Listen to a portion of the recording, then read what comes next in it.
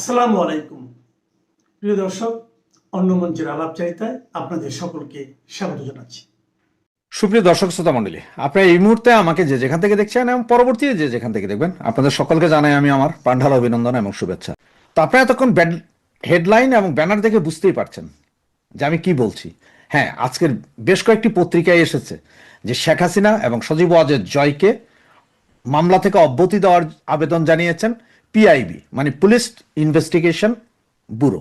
তারা এখন দেখেন এই মামলা থেকে এখন অব্যাহতি চেয়েছে কার কার জন্য? শেখ হাসিনা এবং সজীব ওয়াজেদ জয় সহ 113 জনের জন্য। এটা মিথ্যা মামলা। যার কারণে আপনারা দেখেন যে যার কারণে যখন বলা হইল যে আবু সাইদের মামলা যখন হইল, এই যে শুয়োর শহীদ আবু সাইদ, এর মামলা যখন বলা হলো যে পোস্টমর্টেম করতে হবে, কারণ এর পোস্টমর্টেম এর আগেও যতবার তৎকালীন সময়ে করা হয়েছিল তখনও বলা হয়েছিল যে পুলিশের গুলিতে না, তারা কেউ পেছন থেকে আঘাত করে মারা হয়েছে। এবং আবু সাইদের বাবা যখন জাস্টিসের সামনে সরাসরি বলে বসলেন যে আমার ছেলেকে যখন দাফন করানোর জন্য নেয়, গোসল করায়, তখন মাথার পেছনে হাত দিয়ে দেখছি রক্তে লাল, ওখান দিয়ে রক্ত পড়তেছে কোথাও দিয়ে, তার মানে পেছন থেকে কেউ ছুরি মেরা বা কিছু মেরা। তা নাহলে আবু সাইদ গুলি খেয়েছে দিনের 3টায়, মারা যায় রাতের 8টায়, হসপিটালে নেওয়া হয় রাতের 8:30টায়। এতক্ষণ সে কোথায় ছিল? জামাত শিবির তারে ওইখানে বাইন্দা রাইখাই তারাই পিটাইয়া ছুরি মেরে মারছে। এবং এগুলো সব বের হয়ে যাবে দেখে তখন এই যে সার্জিস নাইট, এই যে চিলড্রেন পার্টি বা কন্ডম পার্টি যেটাকে বলেন, তারা ব্যাপক প্রতিবাদ জানিয়েছে, না না না না, কোনো কুত্তা শহীদকে কবর থেকে তুলে পোস্টমর্টেম করা যাবে না। কারণ কবর থেকে তুলে পোস্টমর্টেম করলে তখন সে যে শহীদ না, সে যে শুয়োর বা কুত্তা শহীদ, এটা বোঝা যাবে। তথাকথিত কুত্তা শহীদ গুলাকে এখন কবর থেকে তুলে একটার পর একটা আন্তর্জাতিক তদন্তকারী সংস্থার মাধ্যমে 15-20 জন আন্তর্জাতিক ডাক্তার যারা পোস্টমর্টেমে অভ্যস্ত, তাদেরকে নিয়ে যায় পোস্টমর্টেম করা, জানা উচিত যে আসলে কিভাবে মারা গিয়েছিল। কারণ একটা শুয়োরও আপনার পুলিশের গুলি বা কোনো গুলিতে মারা যায়নি। এগুলো সব হারামজাদায় জামাত শিবির নিজেরাই গুলি করে মারছে, এবং যেটার প্রমাণ আজকের এইটা। তবে জানি না এই পত্রিকার যে নিউজটা করেছে এই নিউজটা কতক্ষণ থাকবে বা এটার পরে কি হয়। হয়তো এই কেস ধামাচাপা পড়ে যাবে, আর একটা কেস উঠবে। তবে সত্যের জয় হবে। কখন কোথায় কিভাবে মরছে, কতগুলো মামলা অবৈধ হয়েছে, এবং এই মামলাগুলো থেকে সবগুলো থেকেই তদন্তে কোনো কিছুই উঠে আসবে না, এবং এই তদন্ত পুরোটাই জিরো হবে যদি কখনো আইনের শাসন প্রতিষ্ঠিত হয়। তাইলে এই মামলাগুলো সবগুলো থেকে শেখ হাসিনা এবং সজীব ওয়াজেদ জয়সহ হাজার কোটি যেসব আওয়ামী লীগ নেতাকর্মী আছেন ওনাদের সকলকেই মুক্তি দিতে বাধ্য হবে। তো চলুন আমরা চোখ রাখি, দেখতে থাকি কি অবস্থা হয়, আসলে এই মামলাগুলোর কতক্ষণ টিকে, পত্রিকার কাটিংগুলো কতক্ষণ টিকে। যদিও হয়তো এই পত্রিকার নিউজটা তো হাওয়া হয়ে যেতে পারে, তাই আমি চেষ্টা করবো এই পত্রিকার নিউজটা যাতে সংগ্রহে রাখা যায় এবং সেটা যাতে সংগ্রহে থাকে। আজকে এই পর্যন্ত। আপনি দুটো জায়গাতে আমার কাছে মনে হয় একটু কোথাও ভুল হচ্ছে। প্রথমত হচ্ছে যে আপনি এটাকে নির্বাচন বলে অভিহিত করছেন। নফেল ভাই শুরুতেই বলেছে this is not election, it is selection, number 1। সুতরাং আমি নির্বাচন কোথায় তাই জানি না। আর আপনি দলীয় নির্দেশনা, আমি জানি না, আমার দুটা জিনিস অবাক লাগে। আমি অনেককেই বলতে শুনি দলের নির্দেশনা নাই, দলের নির্দেশনা নাই মানে নেত্রী স্পষ্ট করে বলে দিয়েছে যে আমরা ভোট দিতে যাব না। তো এর থেকে আপনি এখন কি করবেন? নেত্রী বলতো যে একটু মারামারি করেন, এটা বলতো? বুঝলাম না কাহিনী। মানে আপনারা চাচ্ছেনটা কি? যে বাংলাদেশ আওয়ামী লীগের নেতাকর্মী গিয়ে লাঠি দিয়ে বাড়াবাড়ি শুরু করুক, এটা চান? আমরা ভোট দিতে যাব না, আমরা ভোট দিতে যাব না, আমরা এই ভোট মানি না, এটা একটা অবৈধ, এটা আমাদের অবস্থান। এখন আপনারা চাচ্ছেনটা কি? আপনারা যখন এরা আমাদের বিরুদ্ধে আন্দোলন করেছে তখন এদেরকে দিছেন তুষ, আবার যখন এরা এসে আপনাদের 14টা বাজা দিছে তখন আবার আমাদেরকে দেন গুতা। যাবো কোথায় আমরা? আমি অসংখ্য মানুষকে দেখেছি বলছে যে ভাই আপনারা কবে আসবেন কবে আসবেন। আমি এইসব লোকের প্রোফাইলে গিয়ে দেখেছি এরা লিখেছে এক লেখা আছে প্রোফাইলের মধ্যে, আমি এরকম 4-5টাকে পেয়েছি। এক মানে কি এক দফা, ওই যে তখন তারা দিয়েছে একটা লাল সমুদ্র, লাল রক্ত, লাল আপনার ম্যাপ। এখন বলছে আপনারা কবে আসবেন, দেশ কবে স্বাধীন হবে। তো তুই বেটা ওই সময় ওদেরকে সাপোর্ট দিছিলি কেন? এগুলা বললে বলেন যে নিজুম ভাই অ্যাগ্রেসিভ।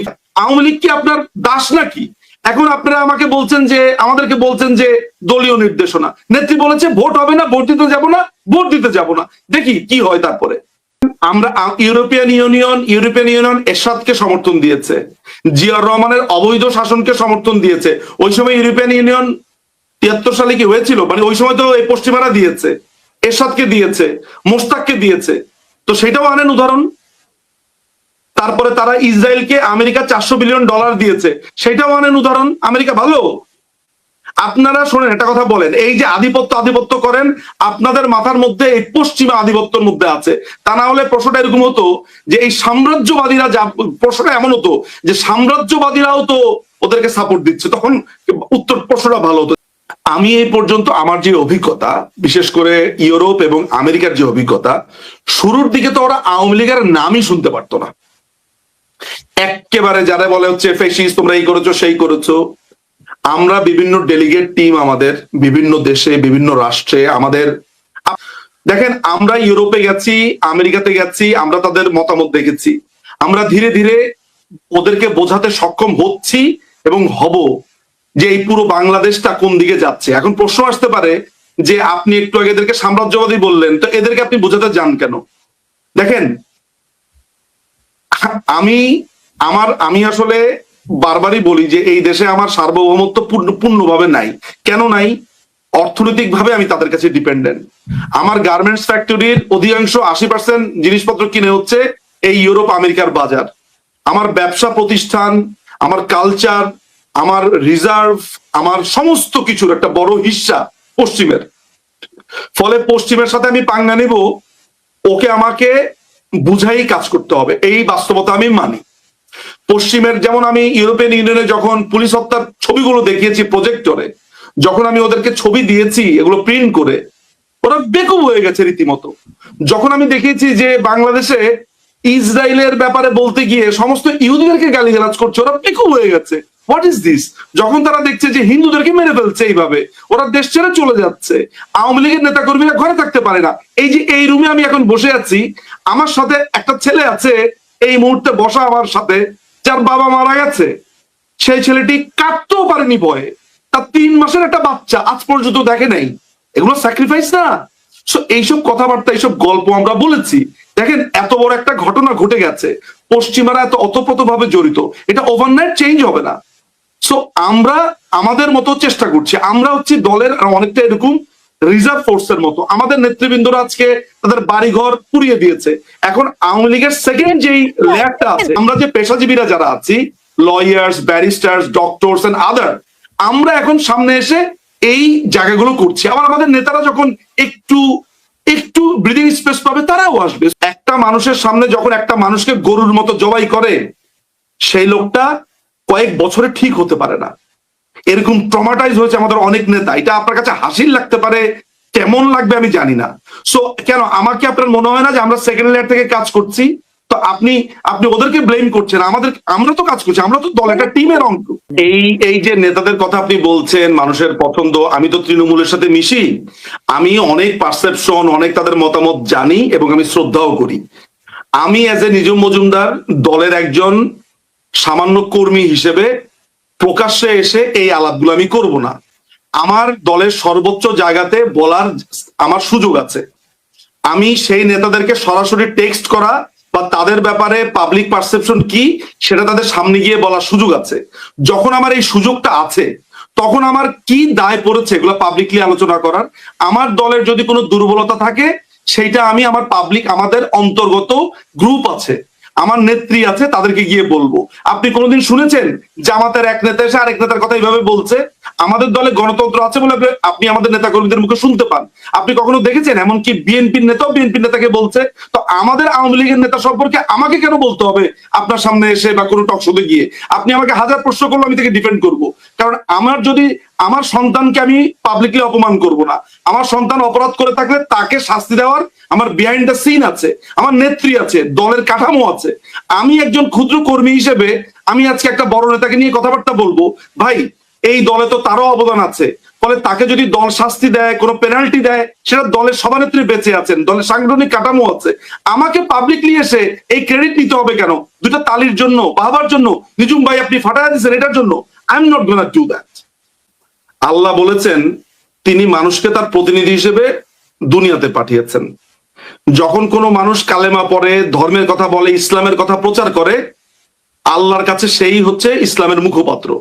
আল্লাহ কি নবীজির পরে আর কাউকে মুখপাত্র করেছেন? করেন নাই। তার মানে আপনিও মুসলিম হলে আপনিও ওই মুসলিম ধর্মেরই মুখপাত্র, ধর্মের সম্পর্কে প্রচার করে বেড়াচ্ছেন। আমাদের দলটাকে ওইভাবে ধরেন, দলের কথা এখন যে বলবে সেই দলের মুখপাত্র। আপনি এখন দলের একটা মুখপাত্র বানিয়ে দিলেন, ধরা যাক XYZ, তার বাড়ি ঘুরা দিবে, তার ফ্যামিলিকে উঠা নিয়ে আসবে, তার 14 গোষ্ঠীর মেরে ফেলবে। তাহলে নেত্রী কি এটা বোঝেন না যে দলের কি লাগবে না লাগবে? ফলে এই স্ট্র্যাটেজি নেওয়া হয়েছে যে এবার আমি লক্ষ লক্ষ মুখপাত্র দিয়ে দিলাম, পোড়া কয়জনের বাড়ি পোড়াবি। আপনি এই স্ট্র্যাটেজিটা এখনো বোঝেন নাই?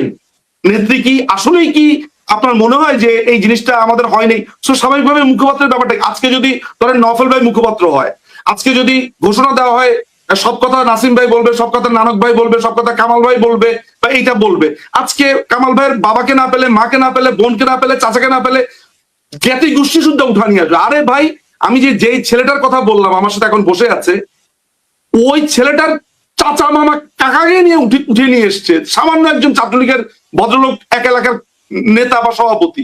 ফলে আজকে যদি আমাকে বলে নিজু মজুমদার মুখপাত্র, আমার তো 14 গোষ্ঠী শুদ্ধ নিয়ে আসবে, যদিও আমার বাবা মা তারা অলমোস্ট রেডি, কি করবি কর যা। তো এটা এখন ব্যাপারটা যেটা হয়েছে যে এই জন্য লক্ষ লক্ষ মুখপাত্র দলের, আজকে আপনি বলেন আপনি মুখপাত্র, আজকে এক্স বলেন এক্স মুখপাত্র। এইটাই হচ্ছে একটা নয়া স্ট্র্যাটেজি। আপা অবসরে যাবেন কি যাবেন না এই ব্যাপারে আমার নলেজ নাই।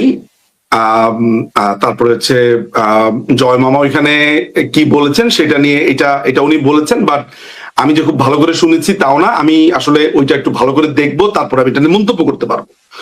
তবে ব্যক্তিগতভাবে আমি আমার কিছু স্মৃতিচারণ আপনাকে আমি করতে পারি। সেটা হচ্ছে যে আপার সাথে যখন আমি এইসব ব্যাপার নিয়ে কথাবার্তা বলেছি, উনি অনেক আগেই, 2018 সালেই উনি আমাকে বলেছিলেন যে 2018 সালে আমি আসলে একেবারে গোপালগঞ্জে চলে যেতে চেয়েছি, কারণ দলের দায়িত্ব বুঝিয়ে দিয়ে নেতৃবৃন্দরা কোনোভাবে আপা ছাড়া মানবে না। আমাকে ব্যক্তিগতভাবে বলেন, আজকে আপা যদি বলে যে আপা থাকবে না, আমি জানি না আমার কি হবে, বা আমি জানি না আমি কিভাবে এটাকে ডিল করব। আমি এটা নিশ্চিত যে আমি একটা ট্রমাটাইজ জায়গাতে চলে যাব, বা আমি একটা হতাশার জায়গাতে আমি পড়বই।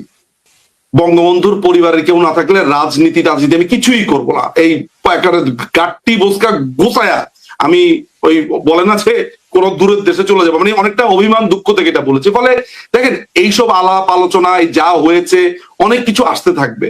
এগুলো আমার ব্যক্তিগত অভিব্যক্তি, ব্যক্তিগত অভিমত, আপার কাছে আমার অভিমান, কষ্ট, আপার কাছে আমার চাওয়া, এগুলো আমি বলেছি।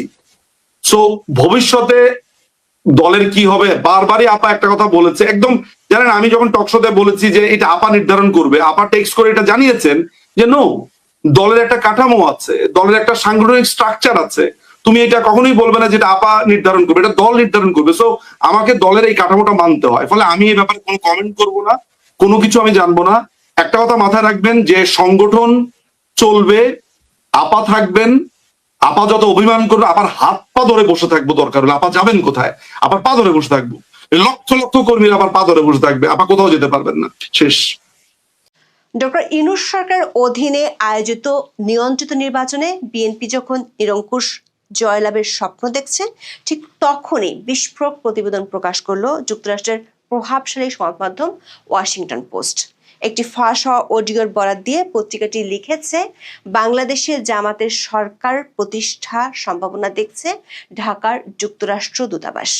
জামাতের সঙ্গে ঘনিষ্ঠ সম্পর্কের কথাও জানিয়েছেন দূতাবাসের এক কূটনীতিক।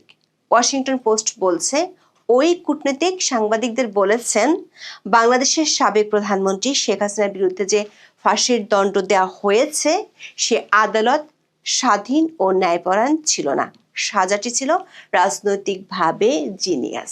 অন্যদিকে বার্তা সংস্থা রয়টার্সের এক প্রতিবেদনেও আগামী নির্বাচনে জামাতের ভালো করার সম্ভাবনায় মধ্যপন্থীদের উদ্বেগের কথা জানানো হয়েছে।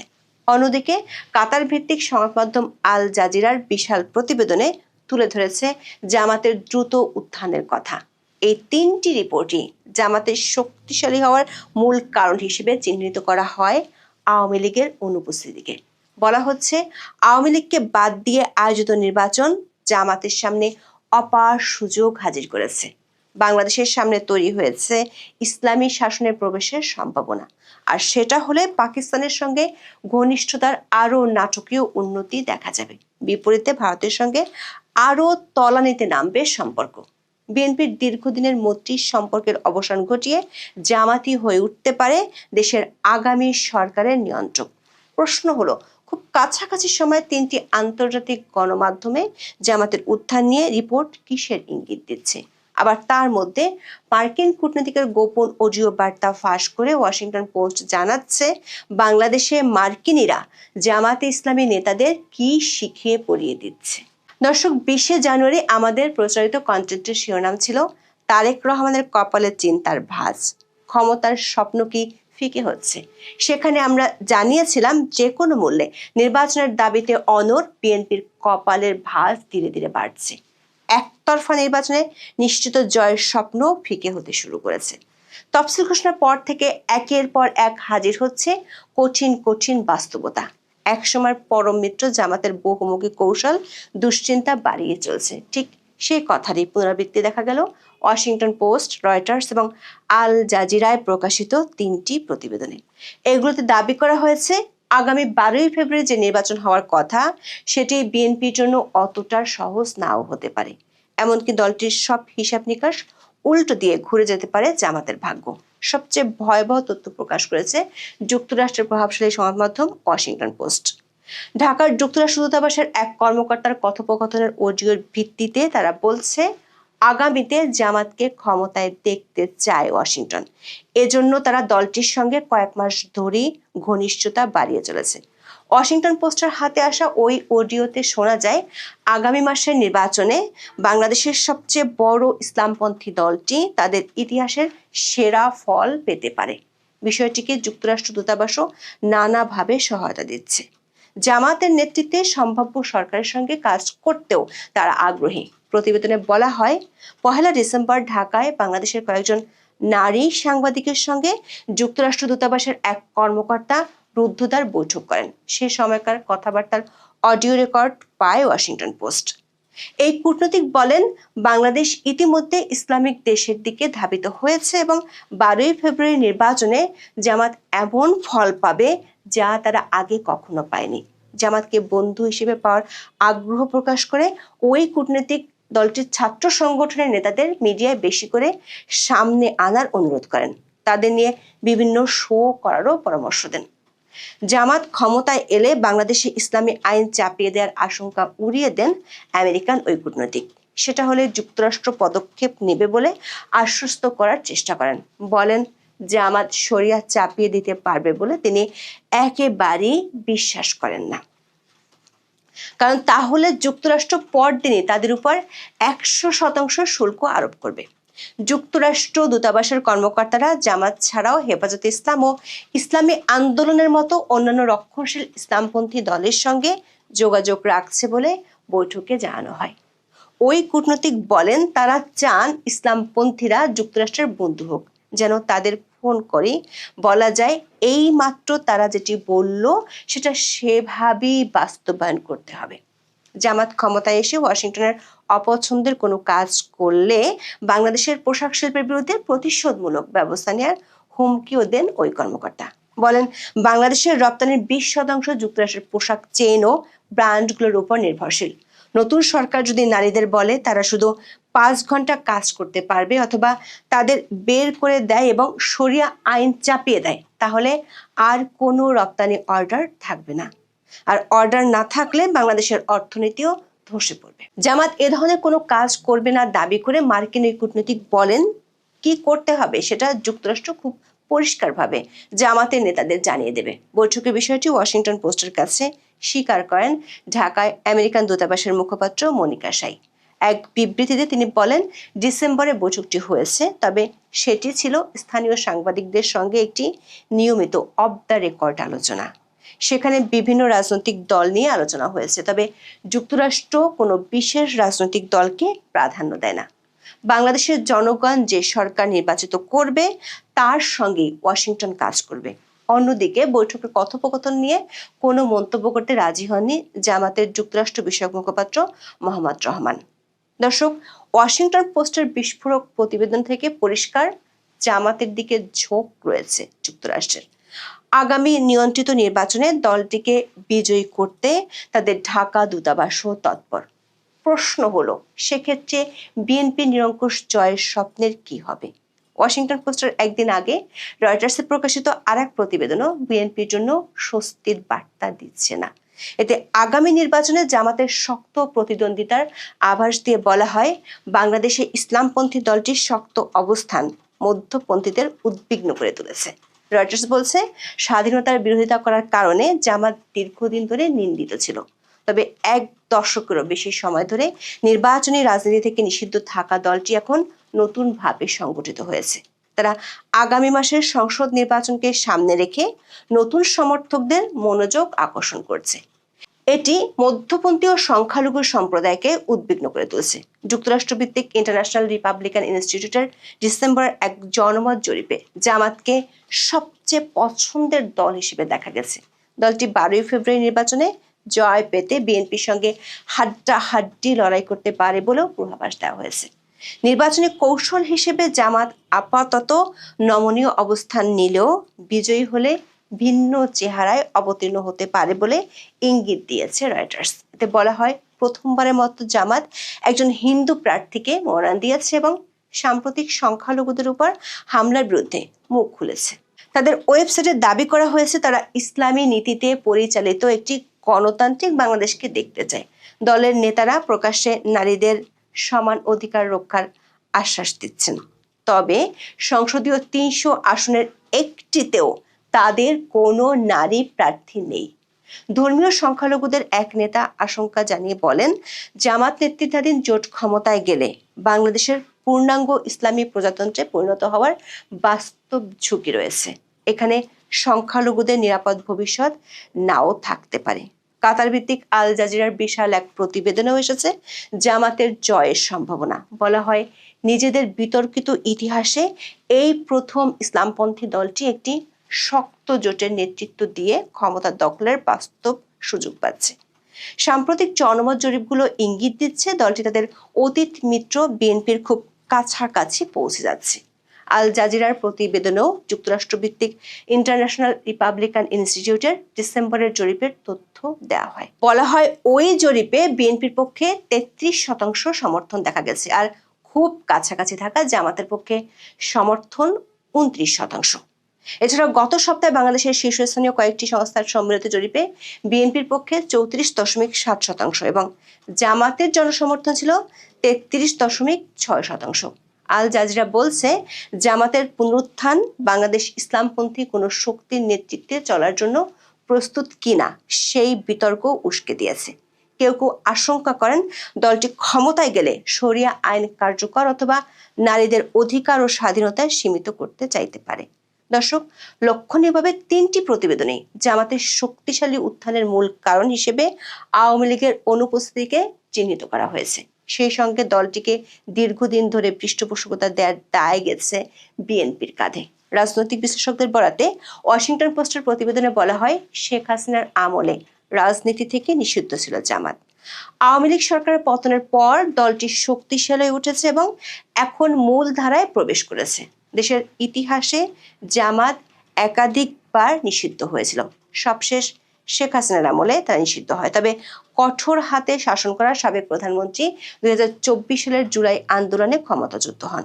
অন্যদিকে রয়টার্স বলছে, 17,50,00,000 মানুষের মুসলিম সংখ্যাগরিষ্ঠ দেশে 2024 সালের আগস্টে শেখ হাসিনা ক্ষমতাচ্যুত হওয়ার পরপরই জামাত নিজেদের রূপান্তর শুরু করে।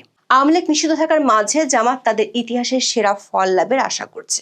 প্রতিবেদনে বলা হয়, শেখ হাসিনার বিদায়ের পর ইসলামপন্থী গোষ্ঠীগুলো আরো সাহসী হয়ে উঠেছে।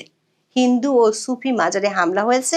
আধ্যাত্মিক লোকসঙ্গীত শিল্পীদের পরিবেশনা থেকে শুরু করে নারীদের ফুটবল ম্যাচ, যা কিছু অ-ইসলামিক বলে বিবেচিত, তার সবই আক্রমণের লক্ষ্যবস্তুতে পরিণত হয়েছে।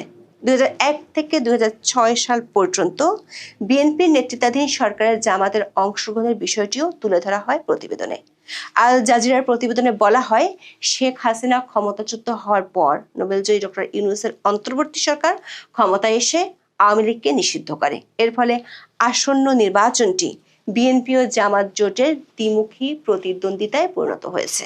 নির্বাচনে জামাত জোট বিজয়ী হলে তা হবে একটি দলের নাটকীয় প্রত্যাবর্তন। জামাতের উত্থানের পিছনে বিএনপির দীর্ঘদিনের ভূমিকাও তুলে ধরা হয় আল জাজিরার ওই প্রতিবেদনে। বলা হয়, স্বাধীনতার পরপরই শেখ মুজিবুর রহমানের সরকার 1972 সালে জামাতকে নিষিদ্ধ করে। এরপর বিএনপির প্রতিষ্ঠাতা জিয়াউর রহমান রাষ্ট্রপতি থাকার সময় 1979 সালে সেই নিষেধাজ্ঞা তুলে নেন। পরের 2 দশকে জামাত একটি গুরুত্বপূর্ণ রাজনৈতিক শক্তিতে পরিণত হয়। 1991 সালে তারা বিএনপির নেতৃত্বাধীন জোটকে সমর্থন দিলে জিয়াউর রহমানের স্ত্রী খালেদা জিয়া প্রথমবারের মতো প্রধানমন্ত্রী হন। খালেদা জিয়ার শাসনামলেই স্বাধীনতার পর বাতিল হওয়া জামাতের প্রভাবশালী নেতা গোলাম আজমের নাগরিকত্ব পুনর্বহাল করা হয়। এটি দলটির জন্য ছিল পরম প্রাপ্তি। 2001 সালে জামাত আনুষ্ঠানিকভাবে খালেদা জিয়ার নেতৃত্বাধীন বিএনপি জোটে যোগ দিয়ে মন্ত্রিসভায় 2টি পদ পায়।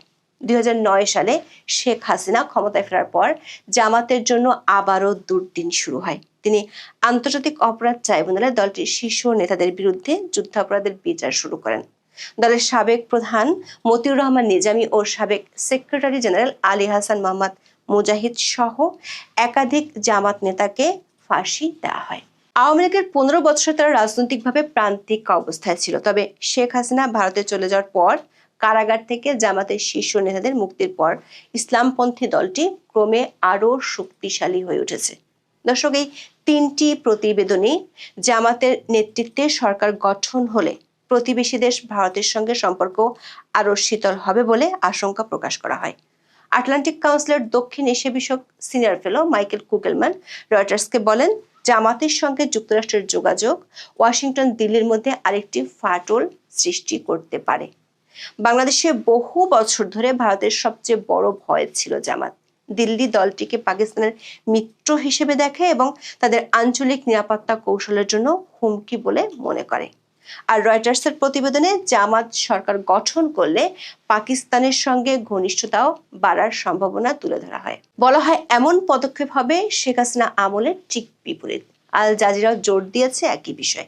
তারা বলছে, আসন্ন নির্বাচনে জামাতের পারফরমেন্স প্রতিবেশী দেশগুলোর সঙ্গে বাংলাদেশের সম্পর্কের ক্ষেত্রেও একটি লিটমাস পরীক্ষায় পরিণত হতে পারে। ইন্টারন্যাশনাল ক্রাইসিস গ্রুপের বাংলাদেশ ও মিয়ানমার বিষয়ক জ্যেষ্ঠ পরামর্শক থমাস কিয়ান মনে করেন, নির্বাচনের পর ভারত একটি পুনর্গঠন চায়, তবে বিএনপির পরিবর্তে জামাত ক্ষমতায় গেলে সেটি কঠিন হয়ে পড়বে। দর্শক, প্রায় একই সময় একযোগে 3টি প্রভাবশালী আন্তর্জাতিক মিডিয়া এবং সংবাদ সংস্থার 3টি প্রতিবেদনের তথ্য খুবই তাৎপর্যপূর্ণ। বিশেষ করে জামাতের প্রতি সরাসরি আমেরিকান সমর্থনের তথ্য নতুন উদ্বেগে ফেলবে বিএনপিকে।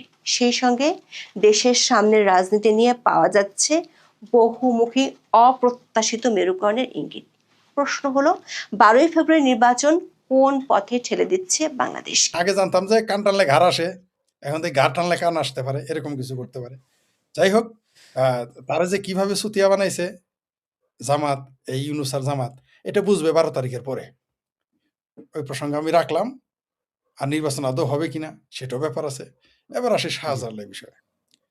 শাহজালাল, অনেকে হয়তো বলবেন যে আমি তার সমালোচনা করি না। আপনি যে কারো ভক্ত হতে পারেন, এটা আপনাদের ব্যক্তিগত ব্যাপার। বরং বাংলাদেশে যারা এই হেফাজতে পাকিস্তান, মানে যেটা হেফাজতে ইসলাম নাম, এমনকি জামাতে ইসলাম, কৌমিরা মাজার মুজার বিশ্বাস করে না। এরা বলেছে লাথি মেরে শাহজালালের মাজার ভেঙে ফেলবে। এটা আমি বলি নাই, আসাদ নুরও বলে নাই, আমরা কেউ বলিও না, কারণ আমরা কোনো কিছু ভাঙতে রাজি না।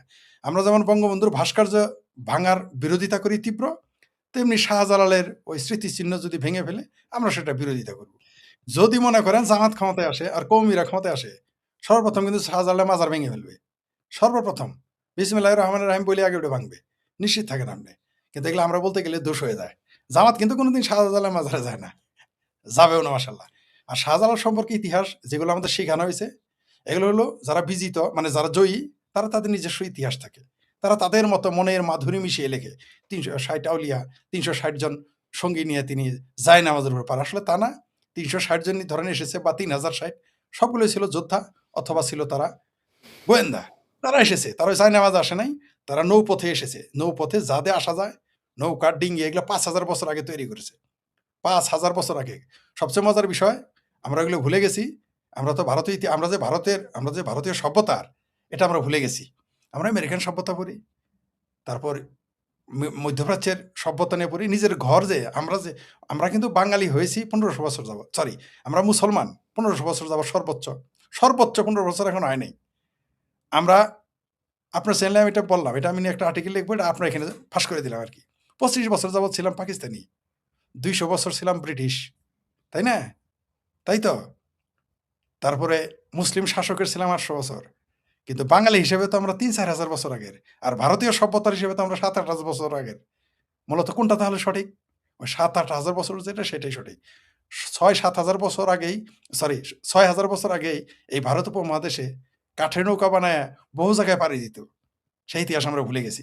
যাই হোক, তো 6 হাজার বছর আগে যদি যাইতে পারে, তাহলে ওই শাহজালাল যখন এসেছে, ইয়েমেনি সাহেব, তখন আসতে পারে। অস্বাভাবিক কিছু না। এবং